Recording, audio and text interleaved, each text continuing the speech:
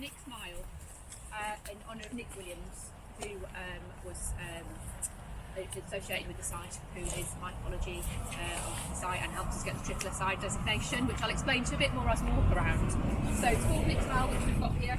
It starts here, and it's approximately a mile.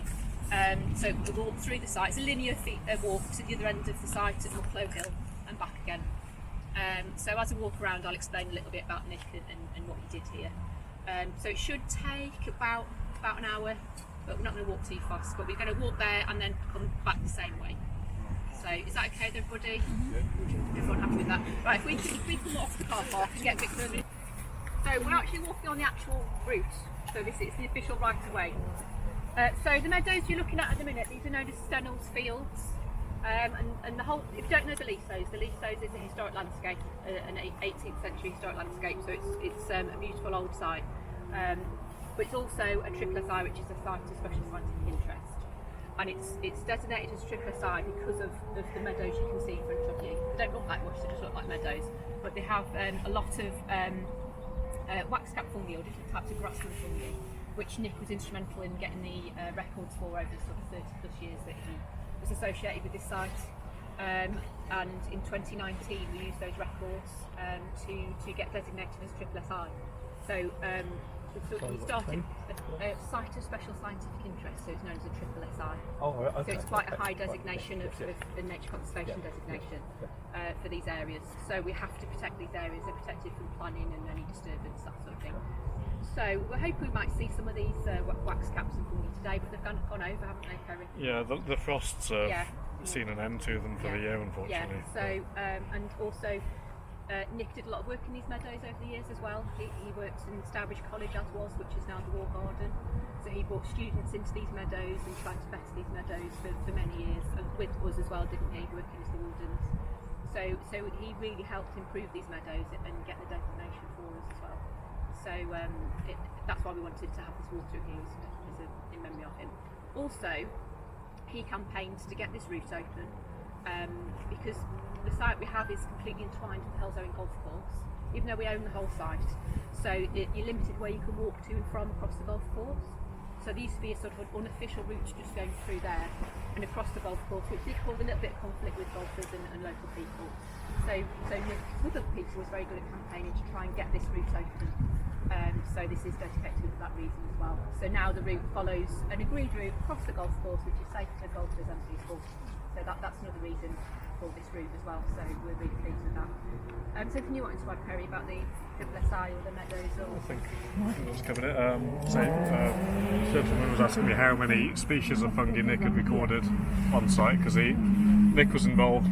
Nick would record fungi across the whole of Leasowes, not just in the grasslands. Sorry, I'll try and speak a bit louder. So Nick was recording fungi across the whole site, so even though he was instrumental in getting the grasslands in the site designated SSSI for the grassland fungi, he would record in the woodlands and anywhere else on site. And I think, owing to Nick, we've got over 600 species of fungi that he recorded during his 35 or so years. So yeah, really good resource, wasn't it? Yeah, I didn't know that. Over 600. I think on the species list, that we compiled, because it was all handwritten notes, of course. So I think you had the job of compiling them on. Yeah. So I just wanted to stop in. It's an amazing view as well from here. It's one of the best views on site. You can see right over to it's the Clee Hills, I believe, over there, and up into Dudley. So you can see almost the extent of the site to the Leasowes through here. So we'll walk through a decent amount of it today. Just want to put here. So this was, as I said, the sort of compromise of the path. People used to sort of wander up there and across and disturb the golf course. So that's the golf course, the played golf course, the actual official golf course. This is the practice green, so that person down there just has to practice. There's a practice so green. this is the route through, so you're not actually crossing play. So this was the alternative we came The gate up with. is in that direction. This meadow here as well, it's a practice green, but as Perry just said, this is actually very good for the waxcap fungi. They are across the whole site, but this practice area, even though it is looked after by the golf club, is we have a lot of records on here, don't we? So we're quite pleased with this area as well. This is one of the historic features to the site. This is known as the Serpentine lake, as was in the historic side. It doesn't look like much at the minute, but we're trying to keep the feature open as one of the historic features, which is why we've cleared all the bramble off here. And if you didn't know, Nick used to live in the house just here with Micah, who's with us today, so that's where he lived, so he was quite keen on enhancing this area as well. One thing he did do, he was very keen on getting some elm trees planted, and here we have one of the elm trees which we planted, but with Nick's guidance, to encourage the white letter hair streak butterfly, which are associated with. You're right there. Helen, I'm Yes. sorry. My phone has just been updated and Yeah. I still don't know how to switch it Do you want off. me to try and turn it off for you? Yeah. I can try. Yeah. Is that the problem? Yeah. No, it's fine. You used to press the button halfway down. There you go. It was someone calling. I've just shut it down for you. There you go. Modern technology. You've won the lottery.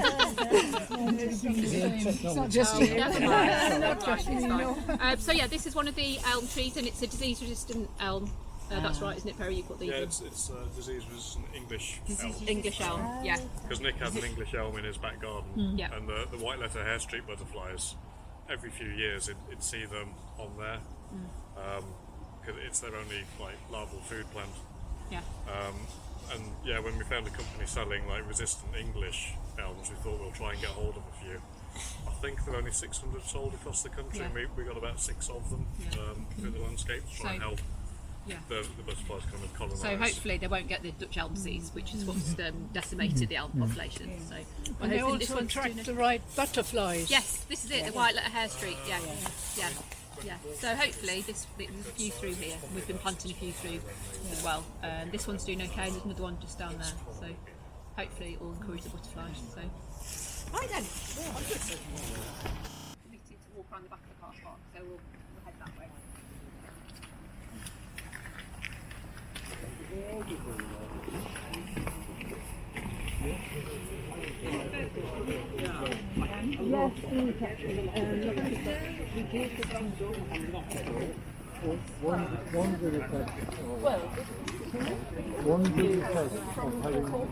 Yeah. Right, we're going to walk up into our woods now, and the route goes along the bottom of the woods just to Mucklow Hill, and then we're going to come back again. But I just thought I'd have a little chat about the historic landscape. So, as I mentioned, it's the site is now a nature reserve. It's also Halesowen Golf Club, but it still has the same sort of feel as it would have done 250 years ago. But the golf course would have been grazed pasture, so it still would have felt quite the same, and the valleys would have been wooded as they were. And the current house, William Shenstone is the chap who lived here, and the current house isn't his original house. That's where he would have lived, so that would have been the centre of the estate. So people would have come here and visited and walked around the landscape.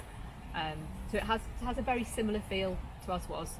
And because it's such an old site, the meadows and the pastures are very good because they haven't been ploughed or had any pesticides put on them, which is why they're so good for the wax caps and the mushrooms and the wildflowers we've got. So the fact it's a historic landscape was also what's created the SSSI value really for the site and the biodiversity. So it's a really interesting site. But I just thought I'd mention that because you can really see sort of the golf course and the wooded valley and the feel of the site, and we've got the woodlands up here as well as we walk through. Quite nice old mature woodlands, so they're really interesting. And they do, as Perry said earlier, Nick did survey the whole site, not just the grasslands, so some of the fungi we've got in the woodlands are really interesting. It's really old wood, lots of dead wood, which we try and leave as much in there. So it's a really interesting site. I'm just going to wind our way up then. It is sloping, but we're not going right to the top. So Not just a up gentle Heart walk Attack up. Hill. No, not going up that one. No, you'll be very pleased to hear. With all the So we'll just steps, take is a that slow with the walk up. steps? Helen, Yes. there's some square concrete Yes. markers with a hole in them. Yeah. They are an old route which dates back about 30 years ago, which was put in by Countryside Services across the whole borough. They had some funding for, and I can't remember what they're called, but they were marker posts. It's defunct now, but because they're so big and concrete, we just haven't removed them. But that was for a route that went through into Halesowen along Furness Coppice and around that area, but the route we've got here. But it's just defunct, so because they're so chunky, they've really lasted. So that's what they are. Yeah. Okay. Historic features we've got in the site. And the William Shenstone puts in things like urns, dedicated to friends and benches across the whole site. And here we have where the wood revetment is there. This was the site of Maria Dolman's urn, which was dedicated to his cousin. So what we do on site, there's nothing remaining. We just try and preserve the remains really. So that was there, but you can see the streams coming through, which is kind of degrading it slightly. So we have to get a bit of balance between. So what was there? It was an urn, so it's a stone urn. So there's lots of things like across the whole landscape dedicated to his cousin. But the remains are still there, aren't they? Yeah, the brick foundations to the urn are in the side of the bank, but the stream was starting to erode underneath and they were falling out. So we've put revetment in to try and So, but as part of the management of the site, what we try and do, because it's quite an old woodland, we're trying to increase the diversity again. So we're taking out some of the big trees, let more light in. So if you see us doing lots of work in here, it's not detrimental. We're just trying to get more light to the forest floor, so the next generation of trees can come up. So that's what we do here. We try and leave as much dead wood as we can. It might look a bit messy, but that's actually really good. Yeah, the temptation is to tidy it all up, but it's actually natural. It's supposed to be like that. So lots and lots of creatures were living in there, bats, birds, all sorts, and fungi particularly. We leave as much dead wood as we can. It's natural. It's supposed to be here. It's a bit different. Yeah, so there you go. Yeah, so that's a good example. So we leave the wood in situ to rot down. Also helps keep people on footpaths as well a little. Even though you can wander wherever you want, but people unfortunately do a bit of damage, maybe unwittingly. But it does help you keep people in place, so it's multifunctional. So you can see lots of things we leave where they are. We only sort of move or tidy things if it's a bit of a danger to people. So, and we get lots of owls here, tawny owls. So lots of things live in the woods. Wonderful. Right then, I just thought I'd stop here just because of you. What we've been trying to do, it's very dominated by holly throughout the wood. It's a bit too dominant with holly. So over the years we've been trying to thin the holly out a bit. And we're trying to work on this. This is the hedge between us and the golf course. So last year we put it down to open up the view, so you can see the landscape, not just the golf course. So William Shenstone, who created the landscape, he was very keen on the viewpoints across the landscape. So this is kind of demonstrating that really. So you've got a view across the grasslands, over down into the valley. And eventually we've gone into Halesowen. A lot of his views went down to Halesowen Church. It was very prominent in their lives back then. But you can see Sentinel's Fields over there on the other side of the valley where we started. So it's quite a nice landscape. But we just I just wanted to show you the viewpoint, and we're going to continue with the holly hedge over the next year or two, just to regenerate the hedge and open up the viewpoints and just let more light into the woods and more pleasant walk through as well. So that's some of the work we were doing over the year, along with our volunteers, which John is one of them, one of our trusty volunteers.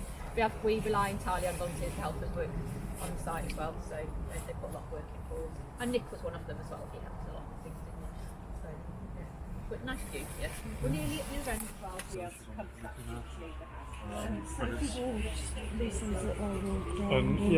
house. So they always start, I think, at the pub. So it tends to be Leasowes. I don't know if they get as far as Coombs would. Okay, so this is sort of the end of Nick's Mile. It does where Mucklow Hill is there, where you can see the cars. There's a gate over there. If you'd like to, you can walk to that gate. But this is the end of the Nick's Mile wall from where we started, basically. So this is the route through. So we're going to walk back the same way. If you know the site at all, you don't have to go back that way. You can go up to the hill. This is the heart attack hill that was referred to earlier. It's the one if you want, so you can walk. It's not that far. You can walk up there or walk up to the top of the wood and back down if you want to, or do different circular route. But basically, we're going to walk back the way we came. So it's entirely up to you guys. Unless you wanted to go and look at the sign at the other end. See the traffic going down the hill? Yes, so it's Nick's Mile on the gate. Just through there. And what is the wood that you've that it's carved into? Sorry. What is the wood that's into the signpost? What sort of wood is it? Perry. Sorry. Yeah. What was the wood that carved the sign into? That would have been beech. Beech. Yeah. It was from the path that we just walked along. There was a beech tree on the corner that was identified as dangerous and felled, and we managed to mill some of that timber. Yeah. So it's from site, and it's been drying for about 2 years. Yeah. So it's beechwood. Yeah. Oh, great. Thank you. Is everyone happy to return to where we came? Yes. It looks on a map and there's a canal down the bottom. Yes. Is there a path along that canal? You That can. leads back to the I'm trying to think if you can look that up. The canal network goes over towards Dudley, but it's actually defunct from the Plough Hill into the Leasowes. You can walk it. See where Yeah. And you can see the line to where Yeah. it went Yeah. into the Lapple tunnel, Yeah. but you've got Manor Way to cross. You've got the dual carriageway off It's the not motorway to complete cross. anymore. Yeah. They used to go under there to Lapple, Yes. across the other you side. can't just walk back to where you start. Not along the canal, no, because Okay, that's okay. quite Yeah. far down the hill. I mean, you could pick it up. this end, down my quarry and in. You could And do, back in, yeah. but you'd be walking on the main road. I mean, you're welcome to walk that way if you want, but it's not particularly pleasant up the busy Yeah, road, it's a to be pavement. honest. If you park your car back there. Yeah. Yeah, yeah, it's probably quicker to go. Yeah. This Yeah. way. Yeah, If this is the last part of the guided yeah. walk? Well, I mean, like, what happens to walk back with everybody? Yeah, yeah. Okay. Well, I just wanted to say thank you for putting this together, and it's a lovely walk and a great tribute to Nick. And hopefully we'll have a next walk maybe next year. Yeah, yeah, brilliant. Yeah. No, I'm glad you appreciate it. Yeah, no, he did so much, didn't he? We knew him when I've worked here for over 20 years, so I knew him throughout that time. So yeah, he is missed, isn't he? You know, he's seen him around and about. So we're happy to do it. Yeah. Thank you very much. Thank you. Right then, we'll have a Right. saunter back then, if that's all right with everybody. Okay,